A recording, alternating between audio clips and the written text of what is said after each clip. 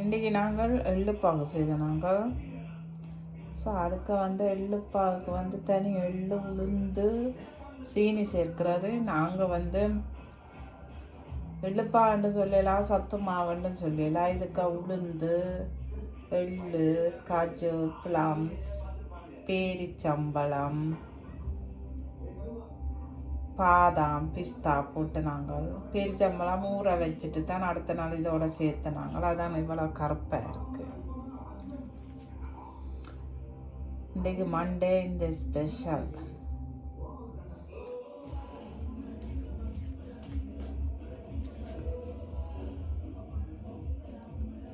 இந்த உருண்டையில் எத்தனை உருண்டை இருக்குது